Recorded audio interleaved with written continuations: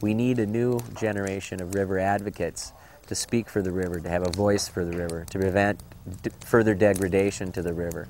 Once these kids get on the river and they see how beautiful it is, hopefully they'll want to protect it.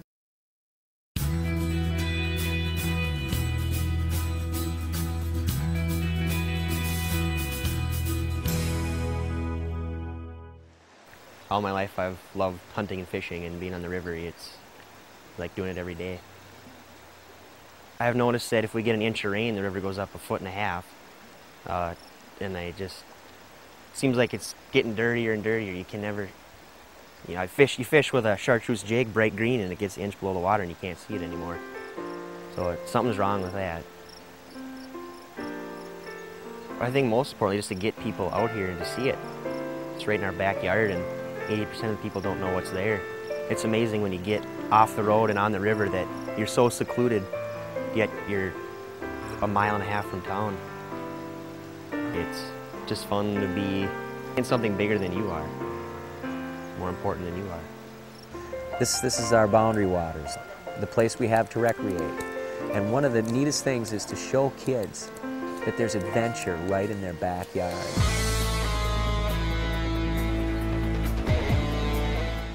Boy, you just get a rush going through the rapids, the water's spraying in your face, and you can just learn to appreciate the river right there.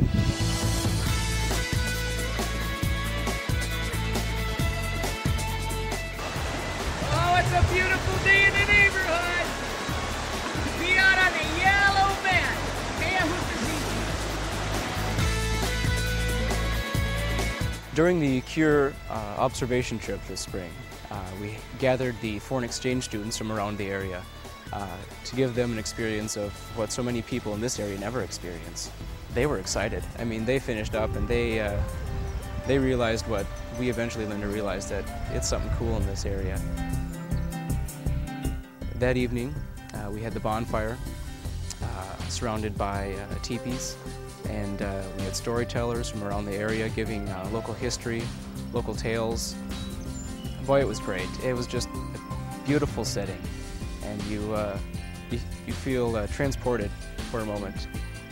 It brings your appreciation up to another level, and you're just surrounded by people who are caring about the same cause as you, and you leave feeling inspired.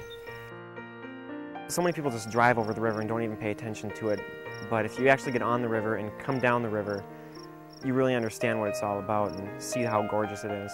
Every time you go around a different bend in the river, there's always something new to see, and there's always different animals, and you always hear different sounds. Oh, I don't know. I love it out here. It's so peaceful and tranquil. When we've been canoeing, a lot of times we just don't paddle at all. We just drift and watch everything and listen.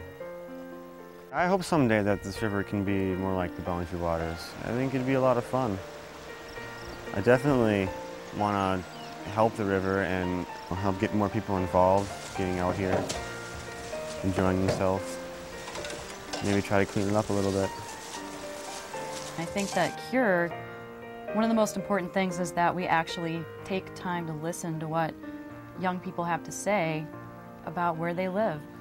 I think I was 16, and people actually listened to what I was saying, and I felt really empowered by the group of people that were there. And no matter where I'm at, I can always think back to when I first started working with people in CURE, because that's where I really learned that it's all about communication and working together for a common vision. You need organizations like CURE to show you these things, that this area does have an amazing history that's really interesting, and people are interested in learning about this. And we have a fantastic natural resource with the rivers and the creeks, and it's real beauty here.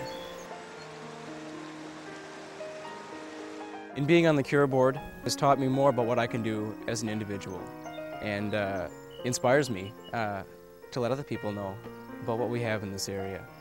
One person starts everything, and if you really want to do something, I think it's important that you take action on it.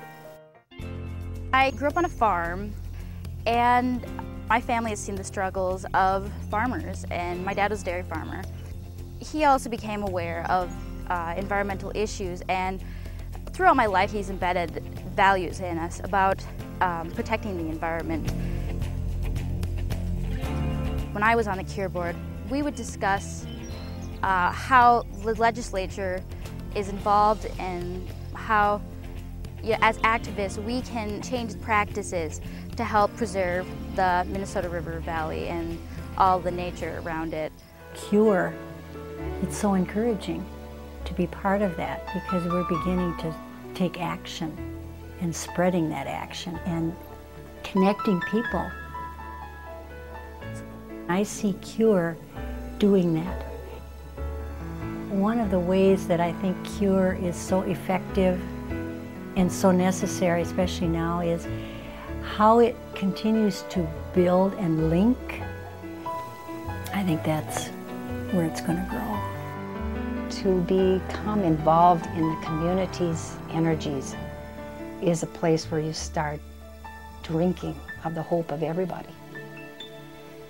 And I don't think I could hope alone.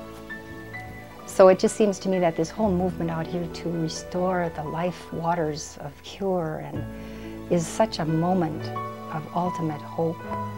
When I speak about hope, the way I find myself using that word a lot is when I speak of young people. And I see young people and they have their little babies with them. They're putting that right into their whole parenting. They are the ones that are going to be our hope.